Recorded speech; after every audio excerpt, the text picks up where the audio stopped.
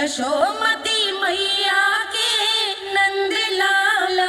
कृष्णा कृष्णा हरे कृष्णा कृष्णा कृष्णा मुरली मनोहर कृष्णा गोपाला गोविंदा हे दामोदरा। भाग्यो,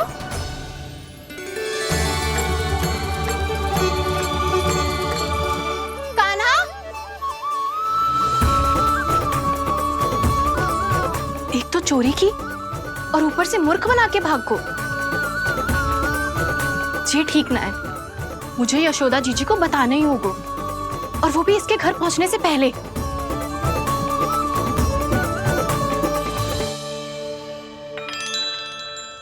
अरे पल्लू मत खींच, तनिक रुक जा, दे रही हूँ, पूजा तो करने दे।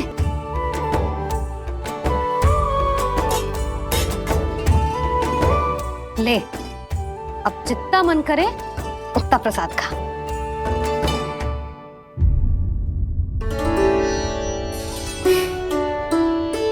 या तो मैं सच्ची बावली हो गई हूँ कि मुझे हर समय कान्हा दिखता रहता है, या फिर मेरा लल्ला कुछ अधिक ही विशेष है कि मेरे साथ ना होके भी सदैव अपनी मैया के साथ ही रहता है।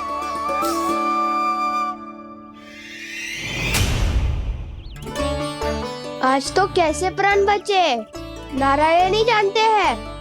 मैं तो पाऊ को सिर पर लेके ऐसे सरपट भागो कि पूरे गोकुल में बड़ बोले।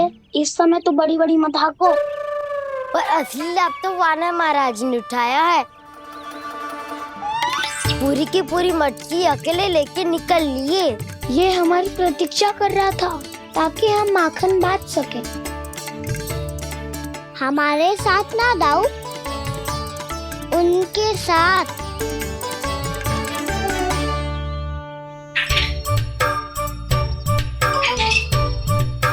मैं समझ गो कान्हा, एक ना सभी जानवरों की भूख मिट जाए, इसलिए गया था तू सावित्री मौसी के यहाँ माखन चुराने। इससे पहले कि वो हमारे यहाँ पहुँच जाए, हमें घर पहुँचना होगा दाऊ। क्या ही कछु हो जाए, पर देरी ना होनी चाहिए। इससे पहले कि बहुत समय बीत जाए, हमें ये समझना होगा कि लोभ आदमी की बुद्धि को भ्रष्ट कर देता है, हमारे सोचने समझने की क्षमता को नष्ट कर देता है।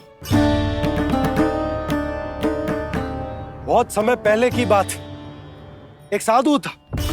वो सुनसान घने जंगल में रहकर साधना करता था। ब्रह्म ज्ञान को प्राप्त करने ही वाला था कि अचानक से एक दिन उसे एक सुनहरी बिल्ली दिखाई थी। उसने उसे देखो तो सोचो कि ये तो बहुत सुंदर है, इसे तो मेरे पास रहना चाहिए, और उसने उस बिल्ली को अपने पास रख लिया। फिर उसने सोचो कि इसे तो दूध की आवश्यकता होगी और उसके लिए गाय की, तो उसने एक गाय भी रख ली। अब गाय को चारे की आवश्यकता होगी और चारे के लिए भूमि की। नारायण की कृपा से भूमि का प्रबंध भी हो गया। अब भूमि को जोतनो है, चारा उगानो है, चारा काटनो है और उसे गाय को खिलानो है। गाय को खिला के उसे दूध निकालनो है और दूध निकाल के बिल्ली को पिलानो है। कार्य बढ़ गो। अब उसे लगो कि सहायता के लिए 2 जोड़ी हाथ और होने चाहिए, तो उसने विवाह भी कर लियो। कुछ समय बीतो और संतान हो गई और उसे एक बड़े घर की आवश्यकता अनुभव हुई। इसी प्रकार धीरे धीरे लोभ ने उसे अपनी छाया में ले लिया और वो नारायण की साधना कर ब्रह्म ज्ञान को पाने के अपने परम लक्ष्य को भूल गो। फिर अनेक वर्ष बीतने के पश्चात उसकी अपने गुरु से भेंट हुई। पहले तो उन्होंने उसे पहचाना नहीं, और पहचानो तो उनने कही कि एक बार, बस एक बार अपने कर्तव्य से भटका था तू, और देख कैसे देखते ही देखते लोभ के जंजाल में गहरे ही गहरे धंसता चला गया। सोचो, कहीं उस व्यापारी को धन के लोभ में अपना वचन देकर आप सब भी यही भूल तो ना करने जा रहे। परिवार, घर द्वार, भोजन, सुख शांति, जीने के लिए आवश्यक जिस सब कुछ तो है आपके पास। इसीलिए मुझे चिंता हो रही कि जिस प्रकार उस साधु ने ब्रह्म ज्ञान प्राप्ति का अवसर गवा दिया था, आप सब भी इस लोभ में आकर अपना सुख चैन ना गवा दो।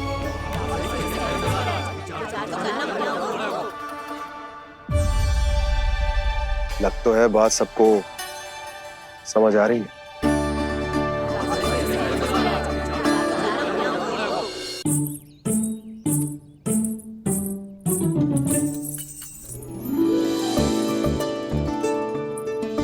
भाभी आसानी से ना मिलने देंगी कान्हा से, पर उसे देखे बिना रहा भी तो ना जा रहे हो मुझसे। कहाँ है वो? मुझ पे बहुत क्रोध है उन्हें। इतने शीघ्र शांत ना होगा, उन्हें मनाना तो पड़ेगा ताकि मैं नंद भवन में फिर से बिना किसी रोक टोक के आ जा सकूं। पर क्या बोलूं, कैसे मनाऊं उन्हें?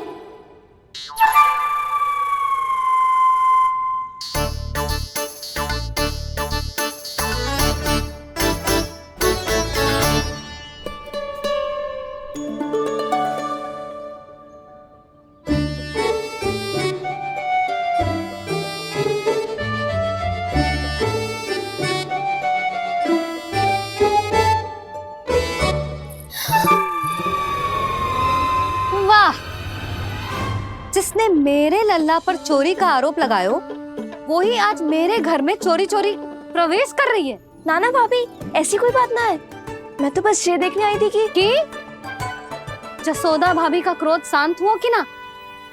सुन ले जानकी, मेरा क्रोध उसी दिन शांत होगा जिस दिन तू सारी गोपियों के सामने मेरे कान्हा पर लगाया आरोप वापस लेगी। चोरी करेगा तो आरोप ही लगेगा ना जीजी। फिर से आरोप? सावित्री, तू भी? कल तक मुझे ये थोड़ी पता था जीजी कि आपका कान्हा सच्ची में माखन चोरी में पारंगत है। आशा करता हूं कि आप सभी को नंदराज का विचार और संदेश सही से समझ आगो होगो।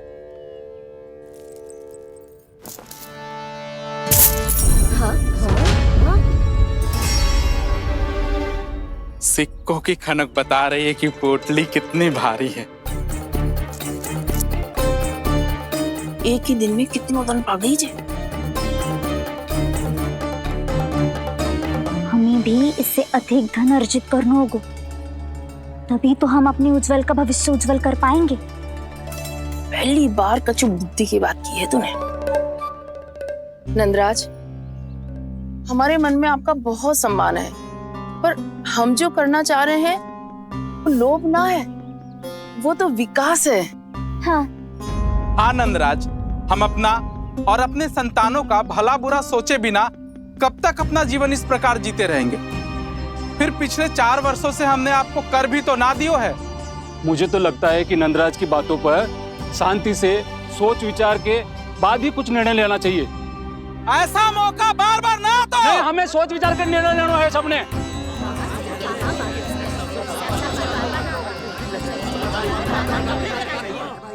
चोरी में पारंगत? हाँ जीजी, उसने टोली बनाई है और उसका नाम भी रखा है चौर्य विद्या प्रसारण टोली, और आपका कान्हा उसका अध्यक्ष है। अच्छा, तो कान्हा पूरी टोली लेकर आया था चोरी करने तेरे घर? और नहीं तो क्या। पर एक बात बताऊं जीजी, मेरे बलदर को देखकर किसी का साहस ना हुआ भीतर जाने का, पर आपका कान्हा इतना साहसी है कि बिना भयभीत हुए इतने भयंकर बैल के निकट चले गए। सच्ची? और तेरे रक्षक बैल ने कुछ ना किया उसे? है ना अचरज की बात। क्रोध के स्थान पर वो तो उसके सामने ऐसे झुको जैसे कि प्रणाम कर रहा है? और जीजी, आपका कान्हा साहसी ही ना, बहुत चतुर भी है। मैंने मटकियां बहुत ऊपर लटकाई थी, पर बताओ कि बिना चौकी के मटकी को नीचे उतारने का उपाय किसने ढूंढा? किसने? आपके चतुर कान्हा ने। उसने अपने सखाओं को पर्वत बनायो और एक पक्के सेनापति की तरह बिना भयभीत हुए उनके ऊपर चढ़ गयो और मटकियां उतारने लगो, और एक ही ना, तीनों की तीनों मटकियां उतार ली। तीनों? हाँ जीजी, और वो इतना दयालु है कि पहले एक मटकी का माखन सब में बांट दियो और फिर बची हुई 2 मटकियों में से एक मटकी अपने सखाओं को दे दी और फिर दूसरी मटकी एक भूखे वानर को दे दी। और फिर जब मैं उसके सामने जाके प्रश्न करने लगी तो उसने मुझे अपने तर्कों के जाल में उलझाया और बड़ी आसानी से सिद्ध कर दिया कि वो तो परोपकार कर रहा था। मैं तो देखती ही रह गई और शब्द तो ऐसे झड़ते हैं मुंह से जैसे कि फूल। रुक जा सावित्री, पहले तू ये निर्णय ले ले कि तू मेरे लल्ला का गुणगान करने आई है कि उसकी निंदा करने। निंदा करने ही आई हूँ जीजी। जानकी सत्य कह रही थी, आपका कान्हा माखन चोर ही है और बलराम के साथ भागा था। बलराम क्यों? वो तो साक्षात गरुड़ देव की पीठ पे बैठ के उड़ के आयो है, तभी तो तुझसे बहुत पहले आके यहाँ बैठ गओ ना। आ देख ले, आ जा। देखो कैसे बैठ के सब पहरा दे रहे हैं कि कोई पंछी अनाज ना चुगले, और तुम दोनों व्यर्थ में इन सब पर दोष लगा रही हो। कान्हा के निकट जाने का प्रयास भी मत ही करना। पहले मेरे लल्ला पर आरोप लगाती हो, फिर उससे मिलना भी चाहती हो।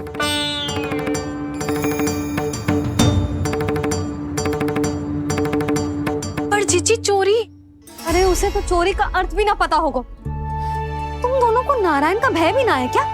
हाँ, मेरे लल्ला पर आरोप लगाने से पहले तुम दोनों को लज्जा ना आई? हे नारायण, अब आप ही बताओ मैं क्या करूं। लग तो है किसी की घोर दृष्टि लगी है कि बार बार मेरे लल्ला पर आरोप लगते हैं। किसी की क्या, तुम दोनों की दृष्टि लगी है। या तो तुम दोनों मनगढ़ंत कथाओं को सत्य बताना छोड़ दो, या फिर कृपा करके मेरे घर आना बंद कर दो।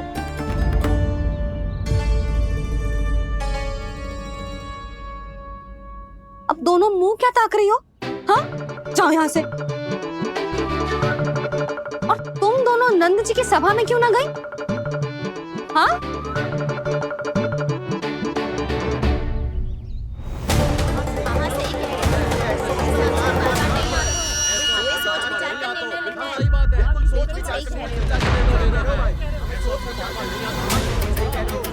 जी कौन?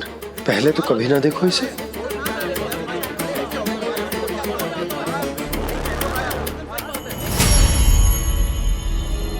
कहाँ को?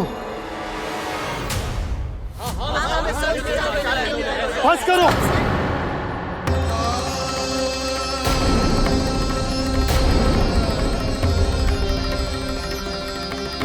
मेरी आंखों के सामने मैं गोकुल में इस तरह फूट पड़ते ना देख सकता। राजा हूं मैं, परंतु आज तक मैंने कोई भी निर्णय आप सब पर ना थोपो और ना ही आज थोपूंगा। मुझे पता है आप सबके पास कल सूर्यास्त तक को समय, इसीलिए मेरी विनती है कि आप घर जाकर रात्रि को इस बात पर पुनः विचार अवश्य कीजिएगा। सोचिएगा कि कोई भी व्यापारी अविश्वसनीय रूप से सस्ता क्रय विक्रय क्यों करेगा जब तक कि उसका कोई छुपा हुआ लाभ ना हो। हमें सोचना होगा कि कहीं हम उसके बिछाए जाल में फंस तो ना रहे।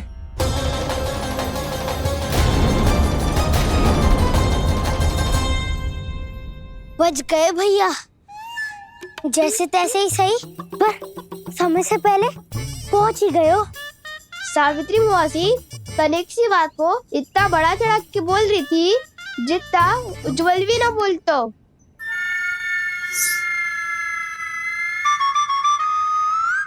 वैसे आनंद तो बहुत आयो, सच्ची। हाँ, बेहतर लगा तो माखन भी तो मिल रहा और परोपकार भी होगा। बता कान्हा, और किसके घर जाना है अब? आज ही तो हमें शिक्षा मिली है। इतनी शीघ्र भूल गए तुम सब। लोग के चक्कर में पड़ोगे तो फंसोगे। लोग के चक्कर में पड़ोगे तो फंसोगे।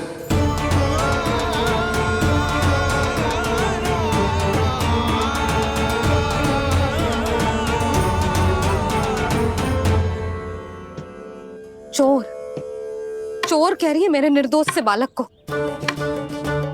अब तो इन दोनों ने अति ही कर दी है।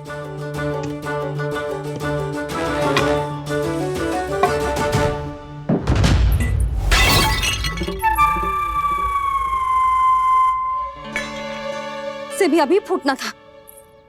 वैसे ही मैं इतनी चिंतित हूं। कैसे समझाऊं इन गांव वालों को?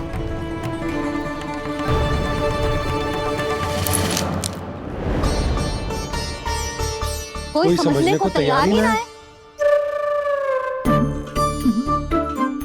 लगता है सबकी बुद्धि भ्रष्ट हो गई है। सही कह रही हो यशोदा तुम।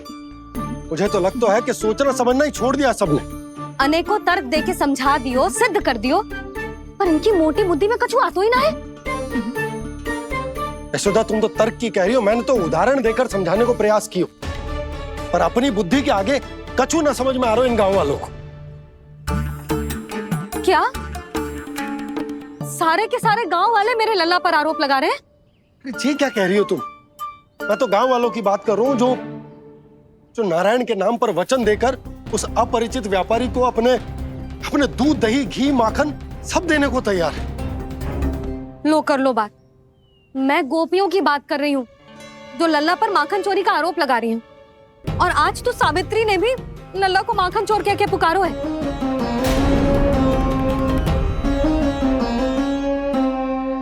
सावधान यशोदा, कहीं बड़ा होकर माखन चोर ना बन जाइए। अच्छा ये सब आप छोड़ो, स्त्रियों की बात है, मैं संभाल लूंगी। आप ये बताओ सभा में क्या हुआ? गोकुल में फूट पड़ गई यशोदा, लोभ की फूट।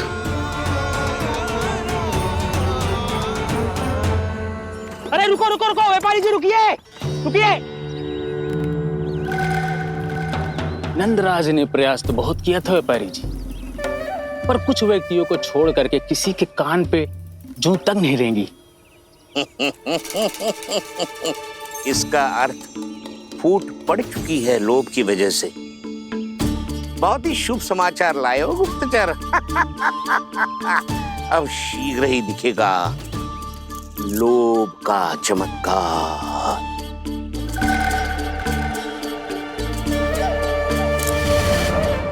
लोभ से बचने को जो पाठ हम कान्हा को पढ़ा रहे थे ना, आज वही पाठ मैं इन गांव वालों को समझाने में असमर्थ रहा।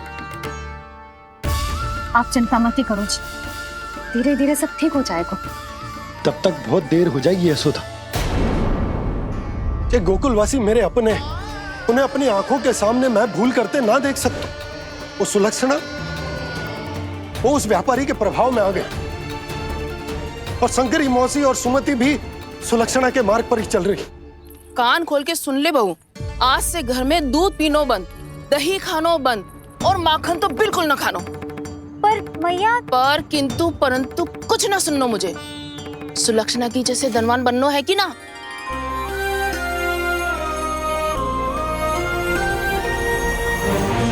तो फिर जैसा मैं कहती हूँ वैसा कर, तभी तो अधिक से अधिक दूध, दही, माखन बेचकर अधिक से अधिक धन अर्जित कर पाएंगे हम।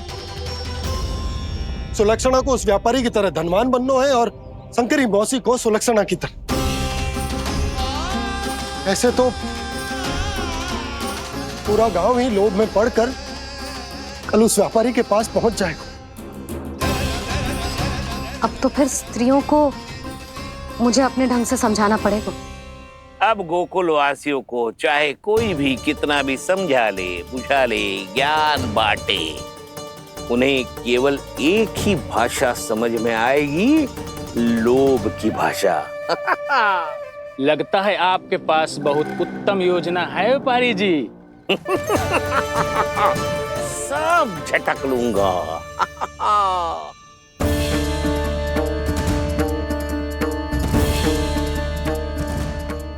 आपको क्या लगता है प्रभु, मैया के समझाने से गोपियाँ समझेंगी?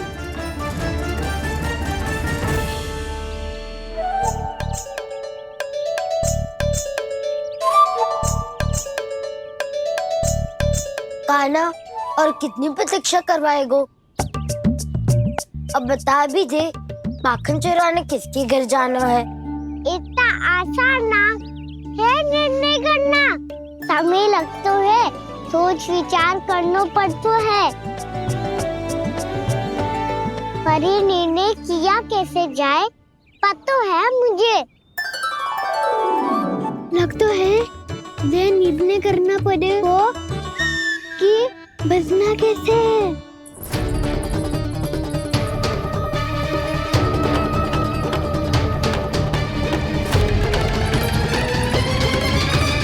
सावित्री मौसी ने हमारे चौरे विद्या प्रसारण के बारे में सबको बता दियो क्या?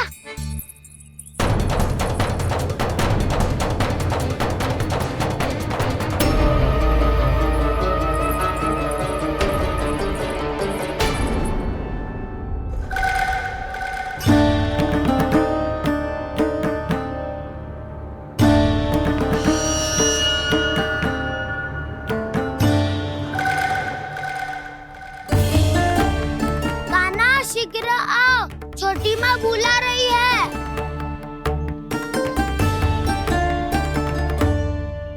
अब डांट भी पड़ेगी और कुटाई भी होगी। चौरी विद्या प्रसारण कल ही आरंभ हुआ था और आज ही समाप्त हो जाएगा। सब इतने गंभीर क्यों है आज? गंभीर तो होंगे ही ना दाऊ, क्योंकि मैया आज अच्छा वाला पाठ पढ़ाने वाली है।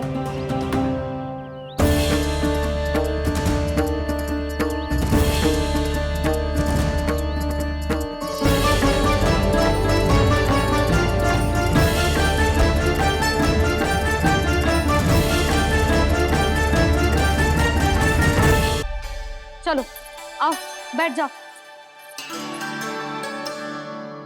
जशोदा जी बता तो दो, सवेरे सवेरे क्यों बुलाया है हम सबको? रुको, इतनी शीघ्रता क्या है? पहले इन बालकों को कुछ खिलाने तो दो। अभी खेलने निकलेंगे ना, पूरी दोपहरी दिखाई ना देंगे।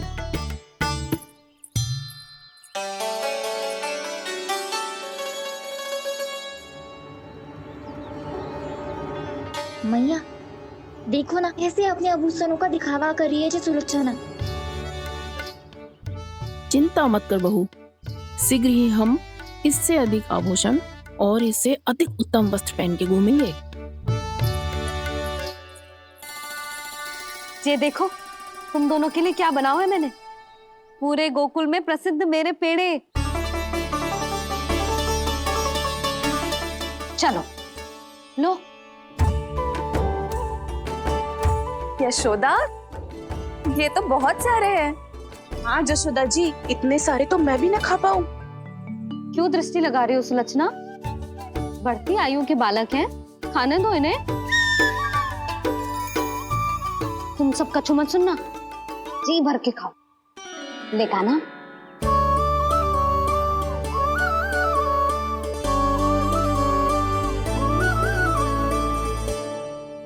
हे नारायण, मैंने अपने कान्हा को जो सिखाओ है, बस वे उसे स्मरण रखें और उसका पालन करें। ले और ले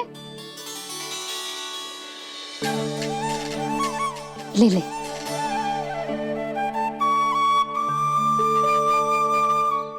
आज तो एक के बाद एक पेड़ मिल रहे हैं, वो भी बिना रोक टोक के। मैया दो के बाद तीसरी मिठाई बड़ी कठिनाई से खाने देती है, पर आज सादा लाड पेड़ों के माध्यम से जिता रही है। कछु तो रहस्य है। प्रभु, क्या आप भी वही सोच रहे हैं जो मैं सोच रही हूँ? कोई परीक्षा तो नहीं ले रही है ये? किस सोच में पड़ गए तुम दोनों?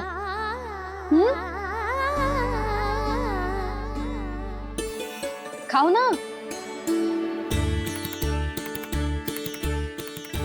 जब तक पेट और मन दोनों ना भर जाए तब तक खाओ। बस यशोदा, इतना पर्याप्त है। अरे ना जिज्जी, घर के शुद्ध मावा और गुड़ के बने, कितना भी खा ले कोई हानि ना होगी। लो और लो।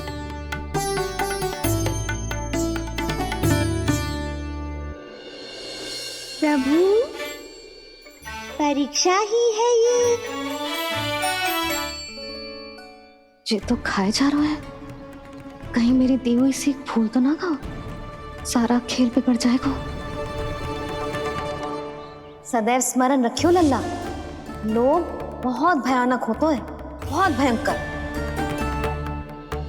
जो एक बार हमारे मन में प्रवेश करके हमें भीतर से ही जकड़ लेते हैं, इसके कारण हम अधिक से अधिक और अधिक से अधिक पाने की इच्छा करने लगते हैं। क्या हुआ कान्हा, रुक क्यों गए?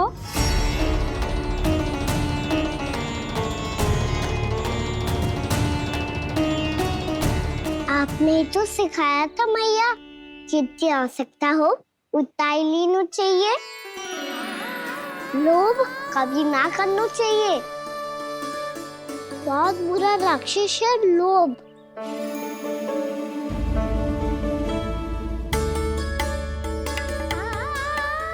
बुरा और खाने में कोई बुराई ना है कान्हा, ले ले।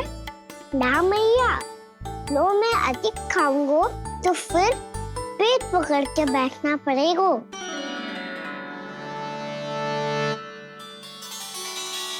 हाँ, मेरा भी पेट भर गया। कान्हा सही कह रहा है छोटी माँ, लोग बहुत भयानक राक्षस है। जो भी लोग के चक्कर में पड़ेगो वो बहुत बुरा फंसेगो। अच्छा जाओ, जाके खेलो तुम दोनों। मैया, ये पेड़ अपने सखाओं के लिए भी ले जाऊं मैं? हाँ लल्ला, ले जा अवश्य।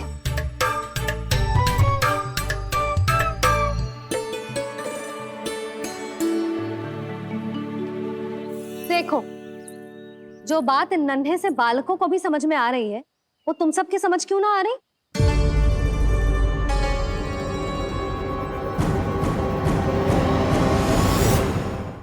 क्या समझाना चाहती हो जशोदा जी, तनिक खुल के बोलो। जब बसंता खाने के बाद भी हलवा खाने का हट करतो है, तो उसे मना क्यों करती है? इसीलिए ना, ताकि स्वाद के लोभ में उसका स्वास्थ्य ना बिगड़ जाए। और उज्जवल, जब भरी दोपहरी में बाहर खेलने का हट करतो है, तो तू उसे मना क्यों करती है? इसीलिए ना, कि खेल के लोभ में उसे लू ना लग जाए। हाँ, और पुराण पढ़ना तो अच्छी बात है ना। तो श्रीदामा जब रात में दीप के प्रकाश में पुराण की कथाएं पढ़ना चाहते है, तो क्यों मना करती है उसे, बता। ताकि कथाओं के लोभ में उसकी दृष्टि खराब ना हो जाए जीजी। तो इसका अर्थ तो यही है ना, कि लोभ चाहे पेड़ों का हो, चाहे पुराण की कथाओं का हो, या फिर अधिक धन अर्जित करने का हो, लोभ सदैव हानिकारक ही होते हैं।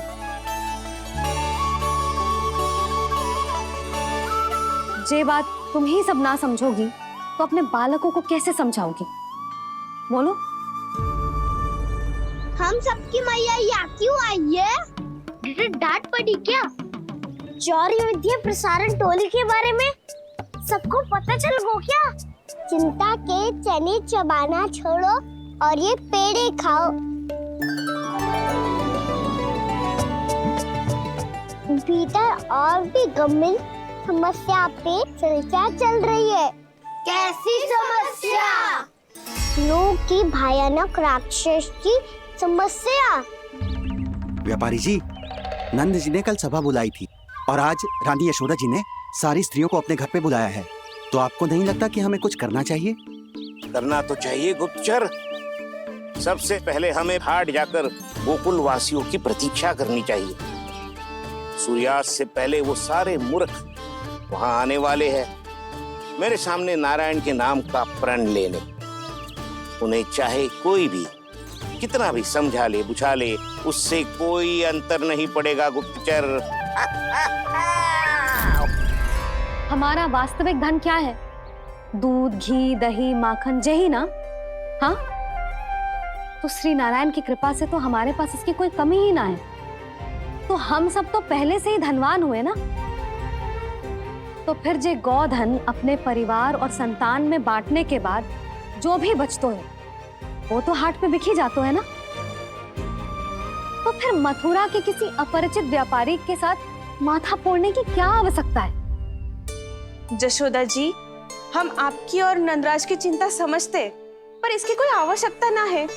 कुछ उल्टा सीधा नहीं करेंगे हम। विश्वास रखो जशोदा, हम जो कुछ करेंगे समझदारी से करेंगे। लोभ में आके कोई निर्णय नहीं लेंगे हम लोग, है ना? हाँ। अच्छा, अब चलती हूँ। बुलावे की सूचना पाके सब कार्य ऐसे ही छोड़कर आ गई थी।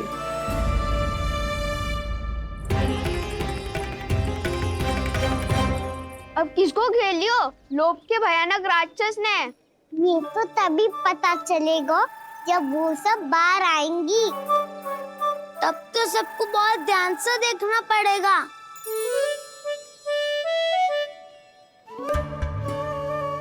देखना तो पड़ेगा दाऊ, तभी तो पता चलेगा माखन चुराने किसके यहाँ जाना है। नाना,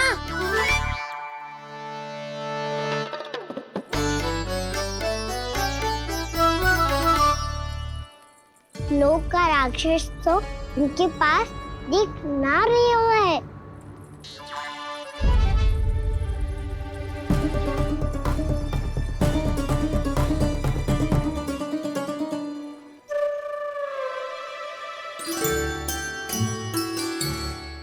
नारायण का बहुत बहुत धन्यवाद। कान्हा, मेरी मैया को घेर रहे है क्या उस राक्षस ने? यशोदा भाभी और नंद भैया कितने चिंतित थे ना। पक्का कछु न कछु कारण तो अवश्य होगा। हाँ, मुझे भी सच लग रहा है कि धनवान बनने के चक्कर में मैं तनिक ज्यादा ही लोभ में पड़ गई थी। नहीं, बस गए। और मेरी मैया दादी, उनका क्या गाना? बहू, सुलक्षणा की जैसे ढेर सारा धन कमाने के चक्कर में लोभ में तो ना आ रहे ना हम। हे नारायण, बहुत कृपा है आपकी। लगता है लोभ का राक्षस किसी को अपनी चपेट में नहीं ले पाया। लेता भी कैसे दाऊ? मेरी मैया ने जो समझायो है। क्या लगता है यशोदा, इन्हें समझ आया होगा? आशा तो यही है, और अब भी ना समझी तो फिर तो नारायण भी ना समझा सकते। वायरी में हम सब मिलेंगे दोपहर में। तो क्या तू तब निश्चित करेगो कि आज किसके यहाँ जाना है माखन? आज कोई माखन चोरी नहीं होगी। क्षमा करना राव, भैया के का समझाने के बाद भी जिसके समझ में कछु ना आई हुई थी उसके घर चोरी तो करनी पड़ेगी आज।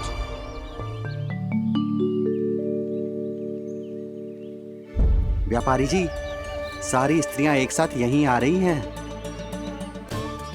मेरे चक्रव्यूह में फंसने की इतनी शीघ्रता कि संध्या तक भी नहीं रुक पाई।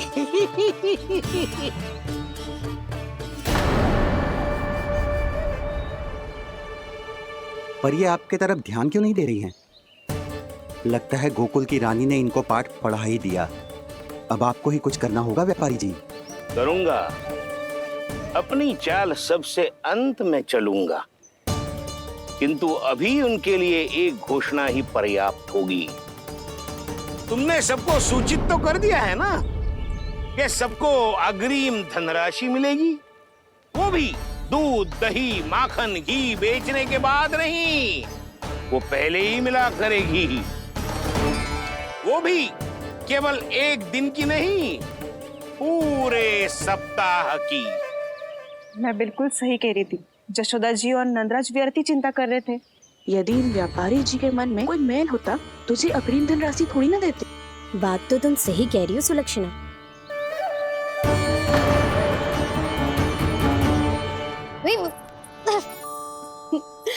कितनी शरारत करते है तू? काजल लगाने दे मुझे। भैया, पहले मुकुट लगाओ ना।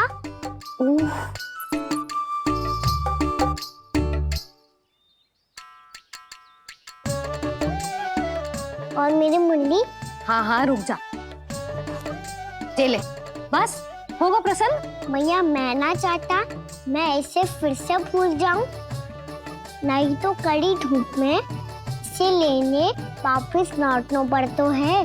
चल अब बैठ जा। अब मुझे काजल लगाने दे लल्ला।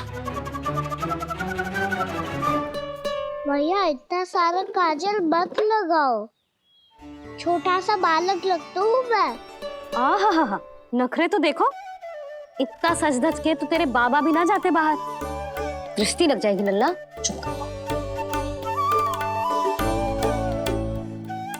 उनको तो आ सकता ही ना है मैया, वो तो गोकुल के राजा है।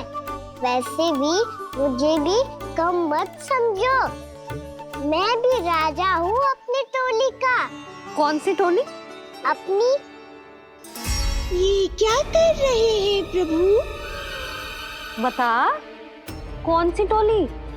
बालकों की टोली मैया, मारी खीर वाली टोली का।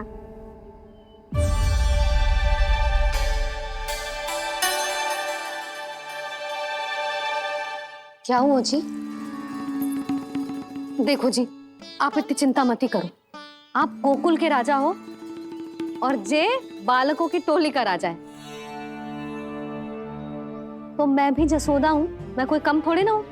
मैं भी गोकुल की स्त्रियों की रानी हूँ। मैंने सबको समझाओ है, सब समझ गई हैं। उपनंद भैया से बात करके आ रहा हूँ अभी। पता चलो है कि उस व्यापारी ने अग्रिम राशि का लोभ दिया है सबको। मुझे ना लगता तुम्हारे समझाने का कोई लाभ हो। अभी तो ये सब समझ के गई, बोल के भी गई कि अब उस व्यापारी के फेर में ना फंसेंगी। इतनी शीघ्र पलट गई। इन सब में अपनी बुद्धि ना है क्या? जब कोई विकार मन में बस जाता है ना यशोदा, तो सूझबूझ सब समाप्त हो जाती। तो मुझे ही कच्चू करना पड़ेगा। मैया मैं जाऊं? हाँ तू जा।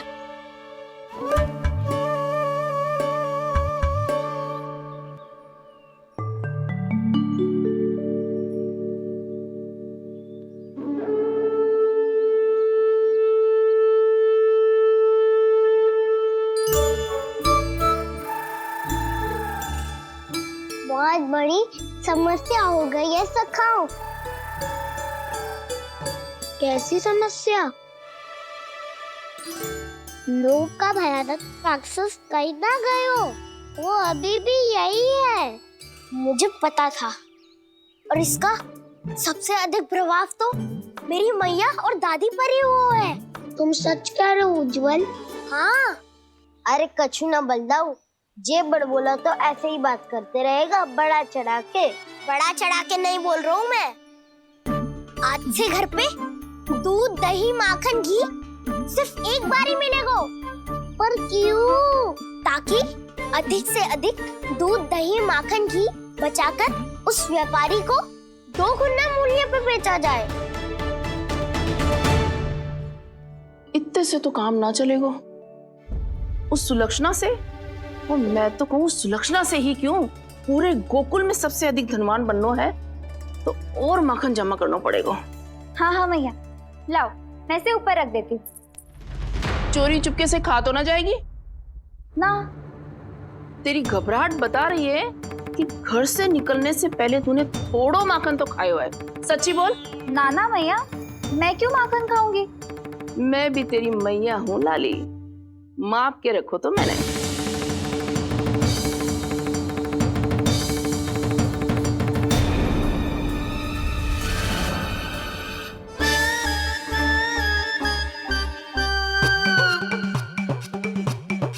हाय रे, तूने तो सच्ची में माखन खायो है। तनिक भी लज्जा ना आई तुझे? असत्य बोलने से पाप लगता है मैया, और जितनी बार आप माखन नाप रही है उतनी बार डंडी पे लगा माखन आप स्वयं चाट रही है, और दोष मुझ पे दे रही है। वो तो बस मैं इसलिए चाट रही थी कहीं व्यर्थ ना जाए। और तेरी जीभ है कि तीखी मिर्ची। एक तो मैया से बहस करती है और चोरी चुपके स्वयं खा के मैया पे दोष भी धरती है। हे नारायण, कैसी बहू दी है मुझे। जा दूर हो जा मेरे कक्ष से, और माखन के तो आसपास भी दिखने की आवश्यकता ना है। इस चटोरी को तो कोई भरोसा ना है। माखन को तो सुरक्षित स्थान पर रखना पड़ेगा।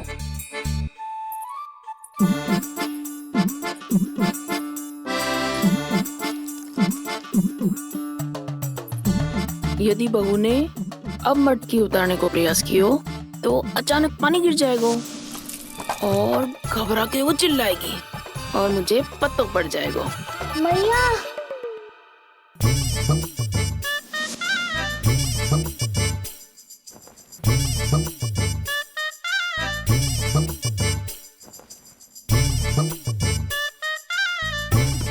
ये माखन तो मैं किसी को छूने भी ना दूंगी, तभी तो बनूंगी धनवान, बहुत धनवान।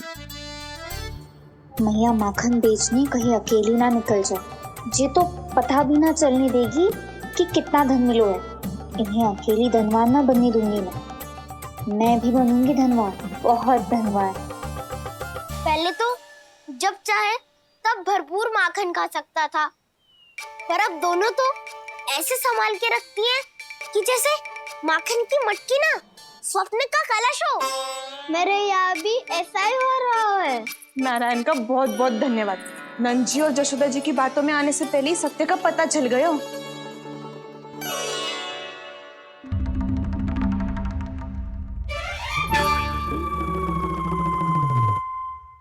ये इतना सारा माखन। दृष्टि मत लगा, पेट पे पट्टी बांध के रात रात भर भूखा रह के बड़ी कठिनाई से माखन इकट्ठा किया है जे।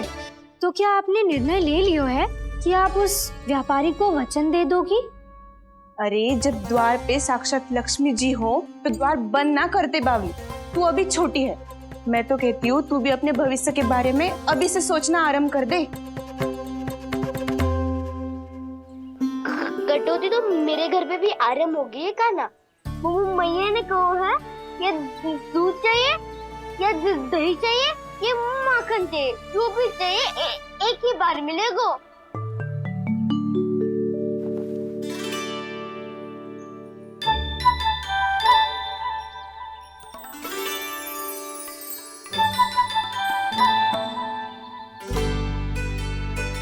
तब हमारी टोली को ही कुछ करना पड़ेगा। तुम सबको तुम्हारा अधिकार मिले, ये हमारा कर्तव्य है।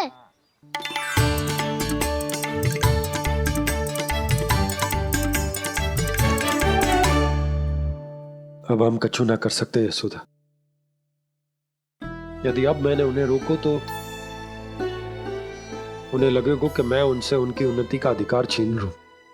दूध दही माखन पे सबसे पहला अधिकार बछड़ों का होता है, फिर घर के बालकों का, और ये अधिकार हमें दिलाना चाहिए, है ना दाऊ? मैं सब समझता हूँ कान्हा, तुम मुझसे इसलिए पूछ रहे हो ताकि तुम माखन चोरी की योजना बना सको, पर मैं तुम्हारा समर्थन नहीं करूँगा। पर दाऊ ना, पिछली बार तुमने ही कहा था ना कि हम ये चोरी केवल वानर महाराज की सहायता के लिए कर रहे हैं। लो, वानर महाराज भी आ गए हमारा साथ देने। आज कोई किसी का साथ नहीं देगा, आज कोई किसी का साथ नहीं देगा।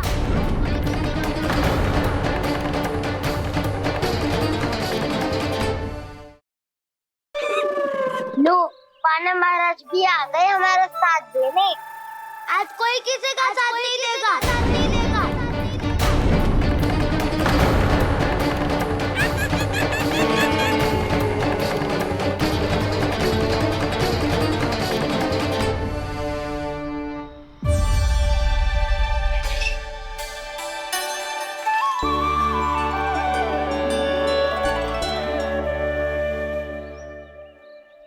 उस दिन इनकी भूख मिटाने में आपने साथ दिया था ना, तो है ये उसी लिए धन्यवाद देने आए हैं। इस कंटक को अपना उपहार समझ लेना जाओ। तब तो वानर महाराज को धन्यवाद और ये उपहार तुम्हें देना चाहिए का ना। और हाँ, इससे मेरा निर्णय नहीं बदलेगा। आप नए मित्रों की सहायता कर सकते हो, अपनी पुरानी मित्रों की सहायता ना करोगे दाऊ? तुम सत्यवादी बोलती हो? सत्य कहो मधुमंगल, क्या करना चाहिए? अनैतिक कारण से चोरी करना अधर्म है, पर बात किसी के अधिकार की हो तो चुप रहना भी उचित ना है। ठीक है, मैं तुम सबके साथ हूँ।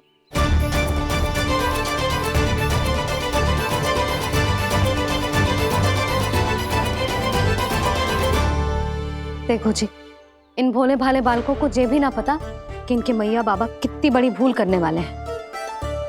तो बताता ना, किसी घर से आराम करना चाहिए हमें। वसंता, ना मेरे घर से ना। उज्जवल, मेरे घर तो असंभव है काना। मेरी मैया और दादी किसी योद्धा से कम ना है। आग गड़ा के दिन रात सुरक्षा करती है मटकी की।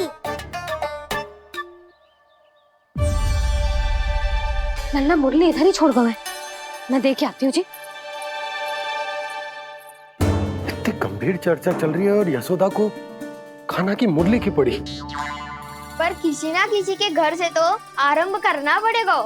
किसके घर और क्या आरंभ करना पड़ेगा? हाँ,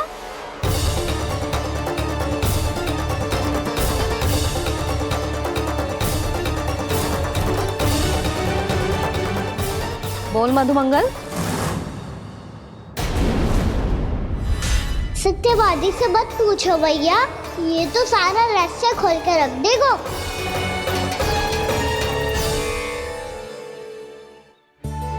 भैया ये देखो कट्ठा, आनंद महाराज जाने कहाँ से ले आए इसे। अच्छा, तो तुम सब घर घर जाके जे पता लगाना चाह रहे थे कि जे किसका है ना?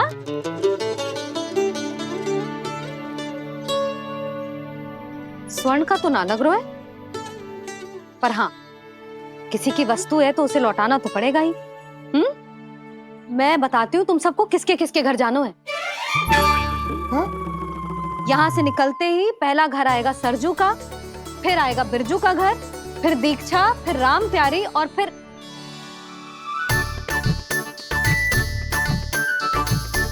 अब इतने सारे नाम तुम लोग कैसे स्मरण रखोगे? रुको, मैं सूची बना के देती हूँ। रुको। हाँ,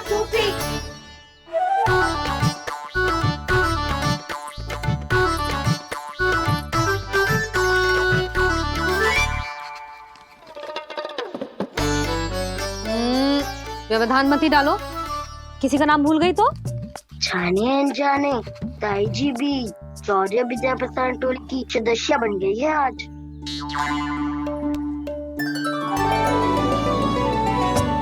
तुम सब मुस्कुरा क्यों रहे हो? क्या खिचड़ी पक रही है? लो, प्रभावती का तो नाम ही भूल गई, इसीलिए कह रही थी व्यवधान मत ही डालो। ले, अब तुम सब इसकी सहायता से एक एक करके सबके घर जा सकते हो। आप बात अच्छी हो मैया, चलो चले।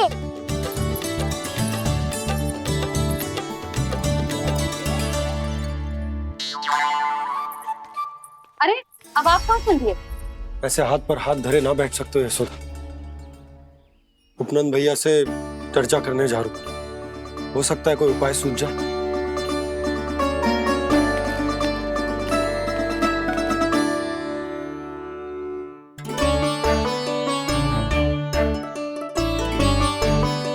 खाना बताना, सबसे पहले किसका घर लिखो है?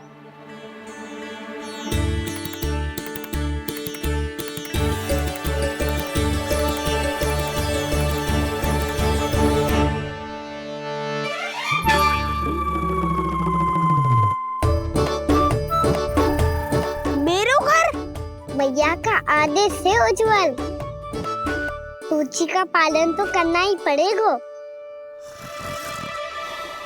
शीघ्र ही सुलक्षणा की तरह बहुत सारे आभूषण पहनकर घूमूंगी मैं भी।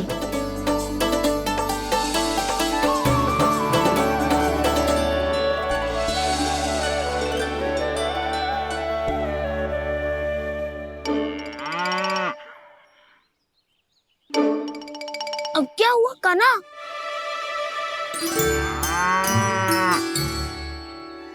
जिनकी आवश्यकता हमसे अधिक है, उन्हें अपना अधिकार भी हमसे पहले मिलना चाहिए।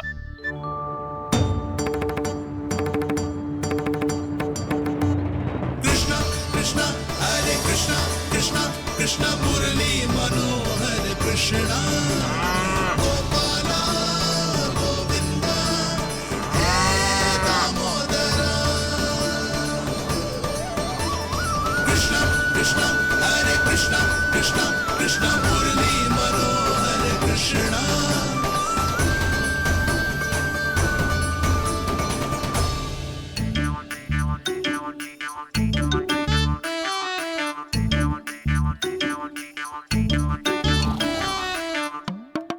अब क्या करे? मम्मी कही थी ना, दो पैरी है, चोरी करना असंभव है। किसी को छूने भी ना दूंगी मैं माखन।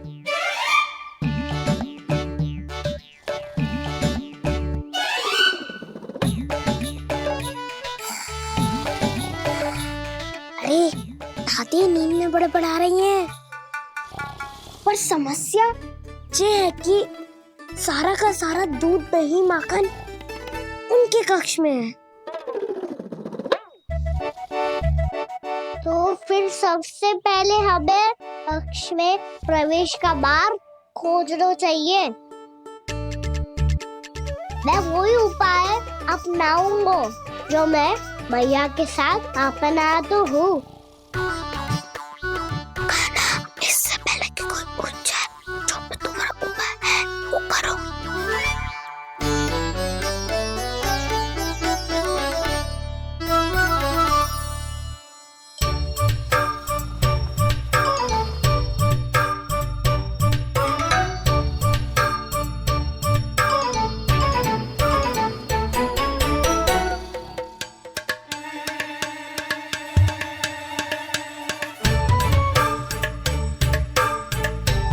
इससे क्या होगा?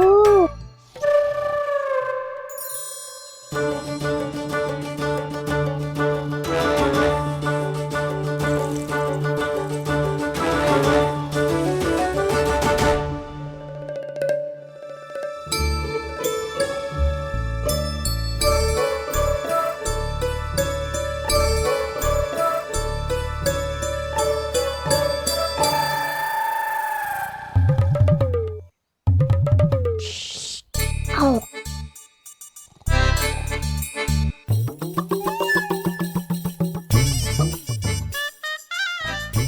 अरे चल।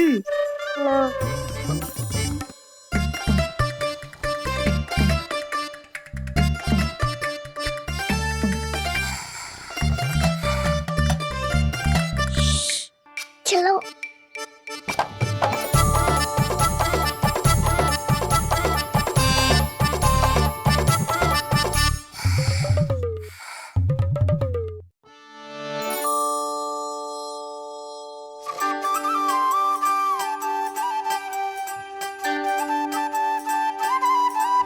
बड़े सौभाग्य उसने है पाए, कान्हा जिस घर से माखन चुराए, पूरी टोली को माखन खिलाए। बड़ा नटखट है नंद किशोर, भोला भाला कान्हा है माखन का चोर। अरे भोला भाला कान्हा है माखन का चोर।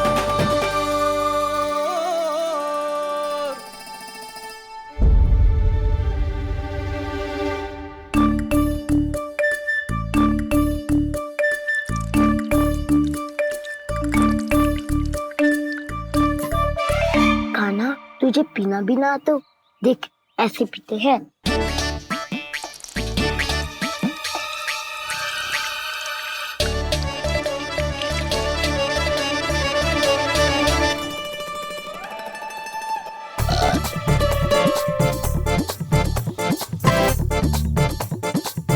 दूध दही माखन सब समाप्त। पर पेट तो तभी भरेगो जब माखन मिलेगो। पर माखन है कहाँ?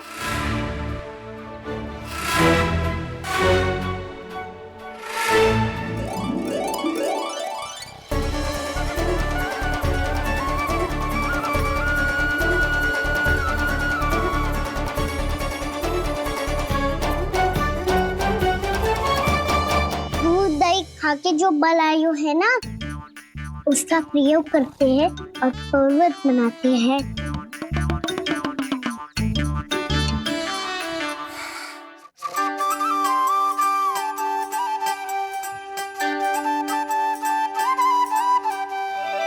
न ध्वनि कोई हो न पता कुछ लगे, आए चुपके से ग्वालों की टोली।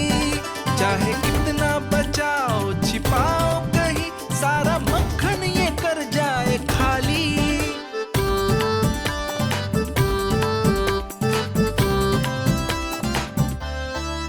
मुख से तो लगता है सरल ये बड़ा भीतर से चंचल ये छल से भरा है ये नटखट बड़ा चिकचोर।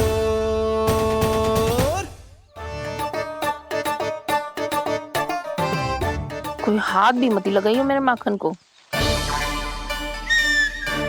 बहुत सारा धन अर्जित करूंगी मैं, बहुत सारा।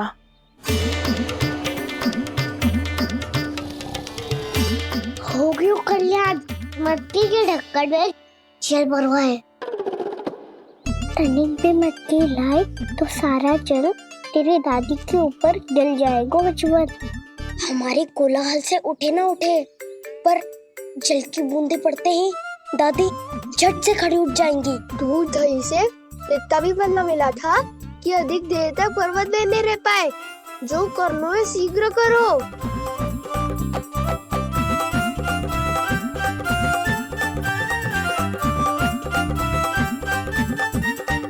वसंता पूजा करते कमल का फूल लिया। उज्ज्वल की दादी प्रतिदिन चढ़ाती है लक्ष्मी नारायण को। नाना मैं ना दान आएगा तो पकड़े जाएंगे। फिर क्या दशा होगी हमारी? कान्हा, तुझे कैसे पता कि मेरी दादी प्रतिदिन कमल का फूल चढ़ाती है? फिर से फंस गो। ये तो ना बोल सकतो, मैं ही नारायण हूँ, मुझे ही चढ़ाती है ना वो। मैं नहीं बताया मुझे। आरती करो और पर्वत संभालो। दादी उठ गई तो बहुत बड़ी समस्या हो जाएगी।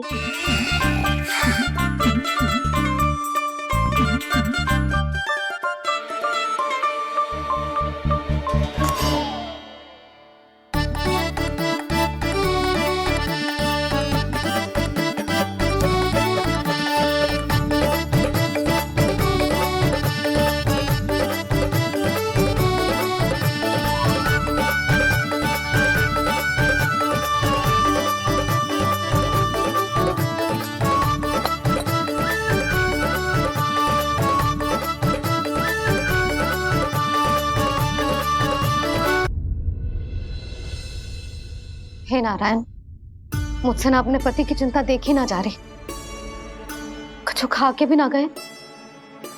अब आप ही संभालो अपने गोकुलवासियों को। हाँ नहीं तो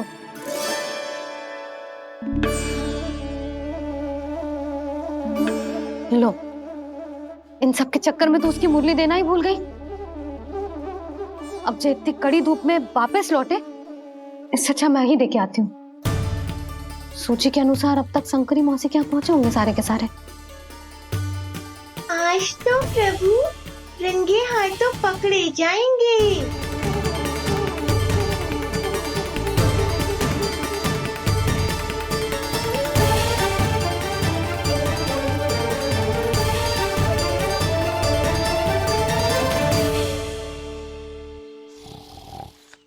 मटकी तो उठ ही ना रही है। अधिक देर तक ये पर्वत ना सक पाएगो। यहाँ से माखन निकाल के दे दूंगी। स्वयं हाथों से अपने ये बांटे, पूरी टोली को माखन खिलाए। बड़ा नटखट है नंद किशोर। उसे मटकी उतारने का प्रयास करो कान्हा। अब तक तो हल्की भी हो गई होगी। ना भी तो बहुत भारी है दाऊ। तो मैं कुछ सहायता कर दूं? दादी बोली होगी सपने में। अपनी मैया का स्वर भी ना पहचाने दुष्ट।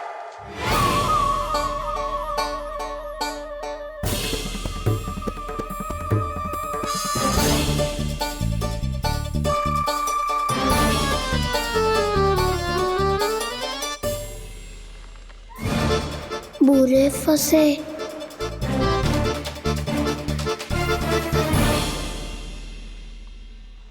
देख क्या रही हो चाची? अपने खाना को ऐसे ही लटके रहने दोगी?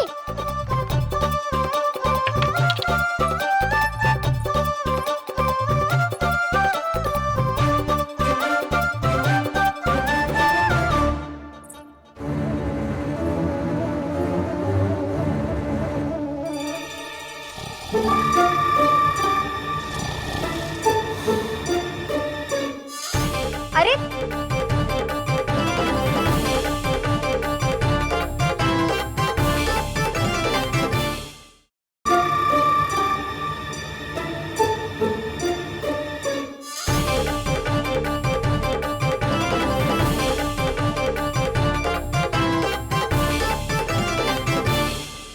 आप कितनी अच्छी हो चाची और कितनी बदसाली भी हो। आपने अपने काना को गिरने से बचा ली हो आज। दादी अनुचित कहती है चाची, पूरे गोकुल में आपसे अच्छा कोई है ही ना। अच्छा, और गोकुल ही क्यों, मैं तो कहता हूँ पूरे ब्रज में आपसे। बस बस, पहले माखन चुरायो, अब मुझे माखन लगा रहे हो। पर तू बच ना पाएगो कान्हा, तुझे अभी सीधा जीजी के पास लेके जाऊंगी मैं।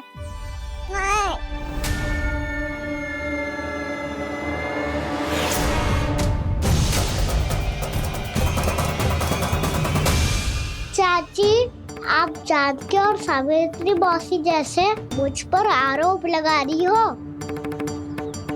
रोज छोड़ के एक बार मेरी ओर देखो तो सही। बताओ, मैं इतना भोला भला चोरी कर सकता हूँ क्या?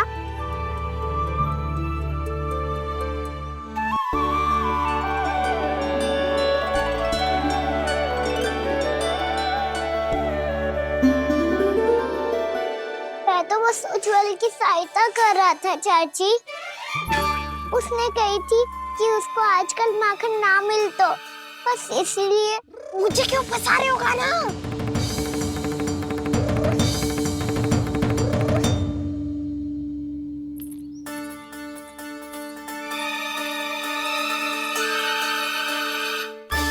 कसेंगे तो वो देखो।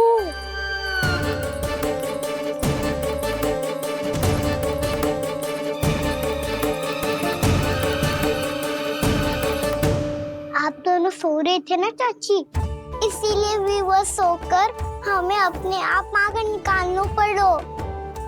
अरे अरे, रो मत कान्हा, मैं तुझे डांट नहीं रही थी। चल बस चुप हो जा।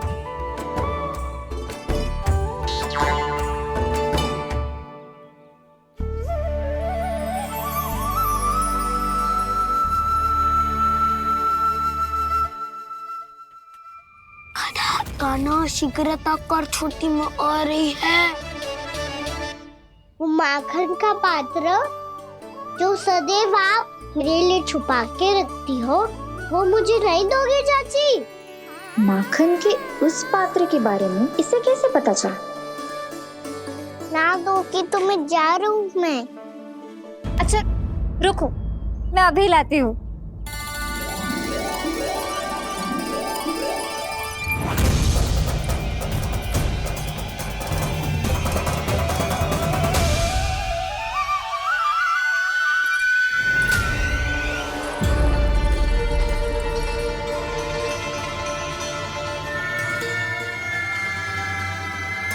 सही कह रहे थे नंदराज, मैंने इतना समझायो इन्हें, इन पर तो कोई प्रभाव ही ना पड़ो।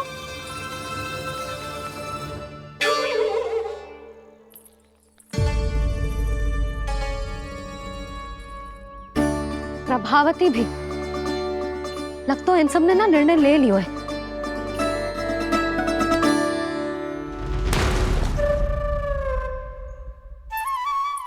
ये ले।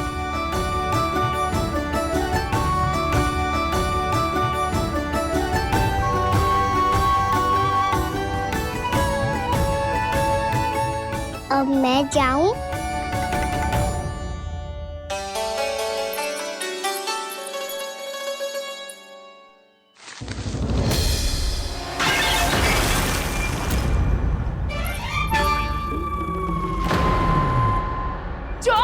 चोर, तेरा इतना साहस, मेरी आंखों के सामने तूने माखन चुराया।